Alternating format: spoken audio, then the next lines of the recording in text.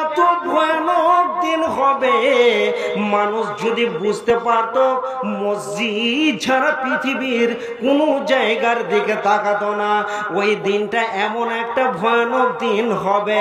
ওই দিনের ব্যাপারে বিশ্বনবী বলেছেন, যখন ইসরাফিল সুর ফেঁকে দেবে, যখন প্রথম সুর ফুঁকবে, অনুফিকা ফিস সূরি ফাসাইকা মান ফিস সামাওয়াত, যখন প্রথম সুর ফুঁকবে বিশ্ব ভ্রমণ্ডলে যা কিছু আছে সমস্ত কিছু ভেঙে চুরমার হয়ে যাবে। এভাবে ভেঙে চুরমার হয়ে কতদিন থাকবে? পৃথিবীটা চিরশূন্য অবস্থায় 40টি বছর থাকবে। আর ইসরাফিল তিনি বাঁশিতে সুর নিয়ে, বাঁশিটাকে হাতে করে নিয়ে আল্লাহর দিকে তাকিয়ে আছেন, কখন আবার ওকে দ্বিতীয়বার সিগন্যাল দেওয়া হবে। এই বলে ইসরাফিল বাঁশিটাকে হাতে নিয়ে দাঁড়িয়ে আছেন, বসে আছেন। এখন বন্ধুরে, যখন আমার আল্লাহ দেখবেন যে হ্যাঁ এবার 40 বছর হয়ে গেছে, ইসরাফিলকে বলবেন ইসরাফিল রে, তুমি আর একবার সুরটা ফুঁকে দাও। যখনই ইসরাফিল সুরটা ফুঁকে দেবে, তখনই মানুষেরা যেমন বাদুলি পোকা মাটির ভিতর থেকে উঠে, ওই পোকা যেমন ওঠে, ওই রকম মানুষগুলি উঠে দৌড় মারবে মেহসারের ময়দানের দিকে। তাদের অবস্থাটা কেমন হবে? নবীজি বলছেন, হুফাতান গুরাতান গুরলা, তারা নাঙ্গা অবস্থায় দৌড় মারবে।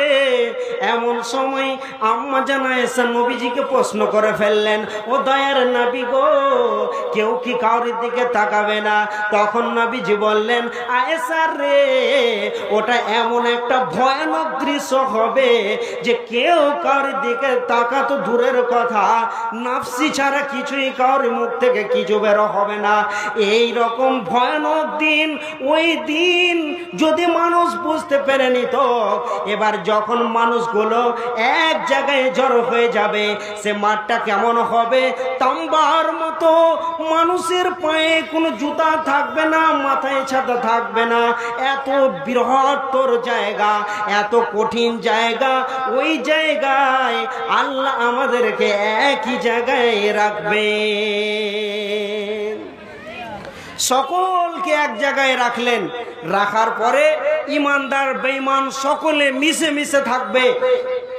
এরপরে তখন আমার আল্লাহ কিছু কিছু হুকুম মারবেন। ওমতাজুল ইয়াওমা আইয়ুহাল মুজরিমুন, যখন এরকম ধরনের আল্লাহ রাব্বুল আলামিন ঘোষণা মারবেন যে বেঈমানেরা ইমানদারের সাথে রয়েছে, ইমানদারেরা বেঈমানের সাথে রয়েছে, আর লুটুর জুয়ারি মাতালেরা সকলে তারা মিশে মিশে থাকবে। আর যখনই আমার আল্লাহ এই ঘোষণাটা মারবেন, ওমতাজুল ইয়াওমা আইয়ুহাল মুজরিমুন, যখন ঘোষণাটা মারবে, যেমন ভুঁই খোট্টা ভুজাকে ভাজতে গেলে হাঁড়ি থেকে ছিটকে বেরিয়ে যায়, যখন এই হুকুমটা মারবে তো যারা বেঈমান ইমানদারের কাছ থেকে ছিটকে বেরিয়ে যাবে, কারোর উপায় রবে না, ওই জায়গাখানে থাকবে ইমানদারের সাথে, ছিটকে ছিটকে বের হয়ে যাবে। এবার আমার আল্লাহ রব্বুল আলামিন ফেরেশতাদেরকে বলবেন, ইউতাবি জাহান্নামা ইয়াউমাই জিল্লাহা 70 আলাফিন মা কুল্লি জিমামিন 70 আলাফিন। যখন আল্লাহ বলবেন, রে আমার ফেরেশতারা, তোমরা জাহান্নামকে টেনে নিয়ে এসো।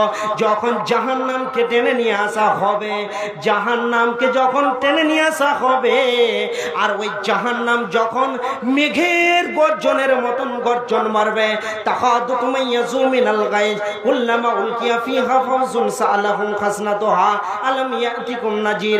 যখন মেঘের গর্জনের মতো গর্জন মারবে, তখন যারা বেঈমান, যাদেরকে মসজিদে নিয়ে আসা যায়নি, যাদেরকে নামাজে ঢোকাতে পারা যায়নি, যারা দিনের ছত্র ছায়াতে আসেনি, হাদিস কোরআন যাদেরকে শুনতে ভালো লাগেনি, ওই বেঈমানরা তখন দেখবে এত কঠিন জাহান্নামে আমাদেরকে ঢুকতে হবে রে।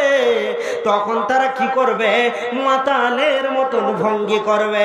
আমার আল্লাহ তখন বলবেন, রে তোরা দেখেলে এরা মাতাল নয়, ওয়ামা হুম বিসুকরা, এরা মদ পান করেনি, এরা মাতাল নয়, এরা আমার কঠিন জাহান্নামকে দেখে মাতাল সেজেছে, আসলে এরা মাতাল নয়।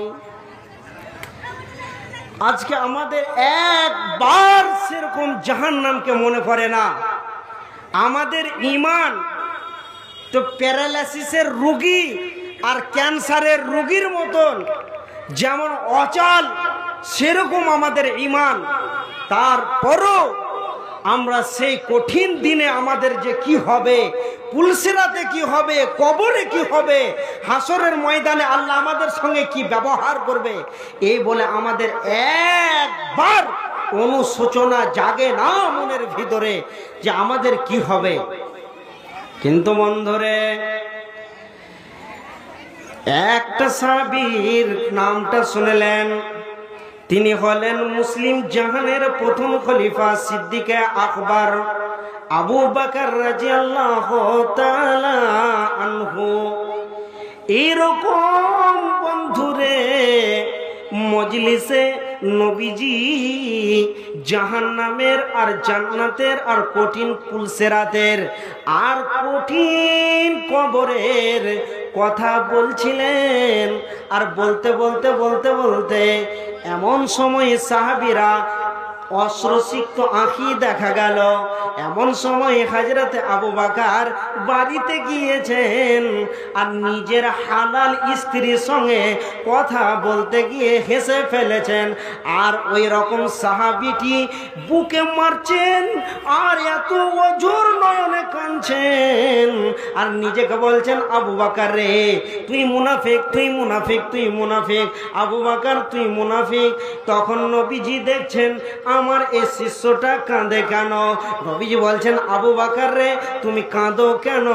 তখন নবীজিকে আবু বকর বলছেন, ইয়া রাসূলুল্লাহ, আপনার মজলিসে বসে আমি এক্ষুনি কাঁদছিলাম। আর আমি যদি পূর্ণ ঈমানদার হতাম তাহলে আমি আমার বিবির সঙ্গে কথা বলতে গিয়ে এই জবান দিয়ে আমার হাসি বের হতো না। এ সাহাবীটার কত মূল্য, এ সাহাবীটার কোয়ালিফাইড কত বড় ঈমানদার।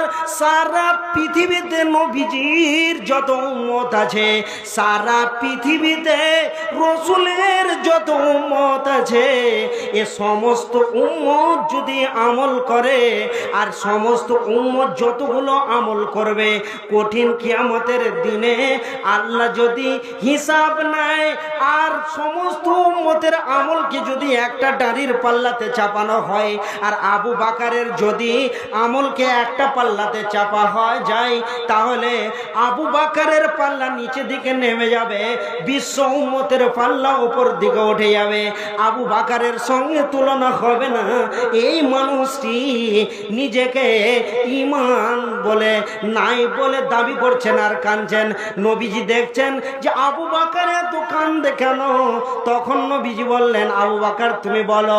নবীজিকে কথাটা যখন বললেন, নবীজি বললেন, আবু বকর রে তুমি মুনাফিক নও, তুমি মুনাফিক নও, তুমি মুনাফিক নও। আমি নবী মুহাম্মদুর রাসূলুল্লাহ সাল্লাল্লাহু আলাইহি ওয়াসাল্লাম বলছি তুমি পাক্কা ঈমানদার। তাহলে দেখেন, রসুলের এত বড় সাহাবী, বিশ্ব উম্মতের যদি নেকিকে একটা পাল্লায় চাপানো হয় আর আবু বকরের যদি এক নেকিকে একটা পাল্লাতে চাপানো হয়, বিশ্ব পাল্লাকে উঠিয়ে দেবে, আবু বকরের পাল্লা নিচে নেমে যাবে। তারপরও তিনারা কঠিন কিয়ামতকে নিয়ে, কঠিন পুলসিরাতকে নিয়ে, কবরকে নিয়ে ভেবেছেন আর কান্না করেছেন। এবার রসুলের একমাত্র কুমারী বিবি আম্মাজান আয়েশা রাদিয়াল্লাহু তাআলা আনহা বাড়িতে বসে আছেন। থাকতে থাকতে বাচ্চা ছেলের মতো এত জোর ভিবরে কাঁদতে শুরু করেছেন, এত জোর কান্না করছেন। দেখছেন নবীজি যে আম্মাজান আয়েশা কাঁদছেন। এমন সময় নবীজিকে বললেন, মা ইবকি কি আয়েশা, আয়েশা রে তোমাকে কে কাঁদালো তুমি বলো। তখন নবীজিকে বলছেন আম্মা জান আয়েশা, ও দয়ার নবী গো, কেউ আমাকে কাঁদায়নি, কেউ দুঃখ দেয়নি, কোন চড়াও কথা কারোর কাছ থেকে শুনিনি, তাহলে তুমি কাঁদছো কেন? ও দয়ার নবী গো, এই জায়গাতে বসে বসে আমি ধ্যানে জ্ঞানে নিয়ে আসলাম আখিরাতটাকে, ধ্যানে জ্ঞানে নিয়ে আসলাম আপনার কিনা জাহান্নামকে, ধ্যানে জ্ঞানে নিয়ে আসলাম পুলসিরাতের রাস্তাকে, আর নিজেকে সামলাতে পারলাম না দয়ার নবী গো, তাই আমি কেঁদে ফেললাম। তখন নবীজিকে আম্মা জান আয়েশা প্রশ্ন করে ফেললেন, ও দয়ার নবী গো, পৃথিবীর বুকে হয় আমি কাঁদলাম, কিন্তু যেদিন কঠিন কিয়ামত হবে ওই দিন যদি আমি কাঁদি তাহলে কি আপনি আমাকে একবার বলবেন? আল্লাহর নবী বললেন, আয়েশা রে, সালাসাতা মাওতিনা ফালা ইয়াযকুরুনা আহাদুন আহাদা, ওটা এমন একটা তিনখানা কিয়ামতের এমন ভয়ানক দৃশ্য আছে, যখন হাসরবাসী দেখবে তারা বিক্ষিপ্ত হয়ে যাবে, কিছুই মনে রাখতে পারবে না। আমি বিশ্বনবী হয়েও মনে রাখতে পারবো না। যখন আল্লাহ বলবেন, রে হাসরবাসী, তোরা তোদের আমল নিয়ে আয়, আমি মিজানে দাড়ি পাল্লায় ওজন করব, তখন হাসরবাসী বিক্ষিপ্ত হয়ে যাবে।